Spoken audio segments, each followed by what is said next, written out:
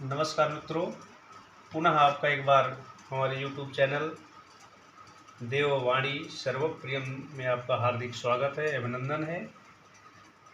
आपको बताना चाहेंगे उच्च माध्यमिक शिक्षक द्वितीय चरण संस्कृत विषय से आयोजित होने जा रहे मध्य प्रदेश की प्रतियोगी परीक्षा में संस्कृत से जो संबंधित पाठ्यक्रम पर उस पर चर्चा चल रही है। यह मेरा आज तीसरा वीडियो है वैदिक साहित्य पर। मित्रों, जैसा कि कल हम लोगों ने वैदिक साहित्य के स्वरूप को समझा, वेद के स्वरूप को समझा और किस तरह से संहिता भाग, ब्राह्मण भाग, आरण्यक और उपनिषद 4 भाग आते हैं, इसके बारे में कल चर्चा हो गई है। इसमें 2 सिद्धांत थे, एक प्राचीन और एक अर्वाचीन आधुनिक। तो ये जो वेदों के भाग हैं, ऋग्वेद, यजुर्वेद, सामवेद और अथर्ववेद 4 वेद, ये अर्वाचीन सिद्धांत के आधार पर है। अब उसमें और डिटेल आगे हम लोग बढ़े उसके पहले थोड़ी सी और जानकारी हम लोग ले लेंगे कि जितने भी वेद हैं, चारों जो वेद हैं, इनके कोई न कोई आचार्य हैं, ऋत्विक हैं।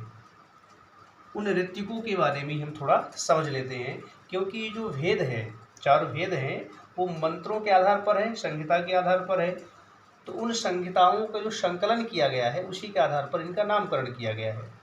तो इन संहिताओं का जो पारस्परिक पृथकत्व है या पार्थक्य है, अलगाव है, यज्ञों में उपयोग के लिए संकलित मंत्रों के आधार पर किया गया है। तो हम इनके आचार्यों को समझ लेते हैं, फिर आगे बात करते हैं। वैदिक साहित्य, वेदों के ऋत्विक आचार्य। सामान्य वैदिक यज्ञ, श्रौत यज्ञ। श्रौत यज्ञ मित्र कहते हैं, श्रुत मतलब वेद होता है, वेद से संबंधित अथवा वेद में प्रतिपादित मंत्रों के द्वारा जो यज्ञ कराए जाते हैं उनको श्रौत यज्ञ कहते हैं। और जहाँ पर तांत्रिक विधि, पौराणिक मंत्र, लौकिक मंत्र इत्यादि के द्वारा यज्ञ कराए जाते हैं उनको स्मार्त यज्ञ कहते हैं। तो सामान्य वैदिक यज्ञ श्रौत याग में जो व्यक्ति पुरोहित के रूप में अनुष्ठान कराते थे उन्हें ऋत्विक कहा जाता था। मित्रों, एक शब्द आया है पुरोहित। पुरोहित वर्तमान में भी प्रचलित है, जिनको हम लोग अपने लौकिक भाषा में पंडित जी कहते हैं। तो उस समय चूँकि बड़े बड़े राजा महाराजा हुआ करते थे, तो अपने आचार्यों को बुला करके अनुष्ठान कराया करते थे। जो पुरोहित होते थे, आचार्य होते थे, उनको ऋत्विक कहा जाता था। ऋत्विक के 4 वर्ग थे, होता, अध्वर्यु, उद्गाता और ब्रह्मा। 4 वर्ग थे। फिर इनके भी 4 हैं। इस तरह से 16 आचार्यों की एक संस्था। तो होता, अध्वर्यु, उद्गाता और ब्रह्मा, ये 4 ऋत्विकों के वर्ग थे। अब किस वेद के कौन से ऋत्विक हैं, इनको हम समझ लेते हैं। तो सबसे पहले हमारा ऋग्वेद है। ऋग्वेद का ऋत्विक कौन होता था? होता। यजुर्वेद का अध्वर्यु, सामवेद का उद्गाता, अथर्ववेद का ब्रह्मा। ये मोटे मोटे 4 हो गए। अब इनके 4 को भी 4 हैं। इस तरह से 16 आचार्य ऋत्विक हुआ करते थे। होता किसे कहते थे? तो होता आह्वयति देवान।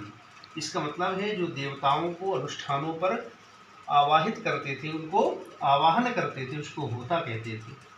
अध्वरम युनक्ति इति अध्वर्यु। सबसे प्रमुख है आचार्यों में ये अध्वर्यु, जो यज्ञ के प्रारंभ से लेकर के संपादन तक का सारा कार्य अध्वर्यु के पास हुआ करता था। तो सबसे महत्वपूर्ण है वैदिक साहित्य में अध्वर्यु। तीसरा है सामवेद का उद्गाता। उत उपसर्ग पूर्वक है, गई धातु है, त्रिज प्रत्यय है। इसका मतलब होता है जोर से गाने वाला अथवा देवताओं को प्रसन्न करने वाला उद्गाता होता था, गाना गा करके बुलाया करता था, इसलिए इसका नाम उद्गाता पड़ गया था।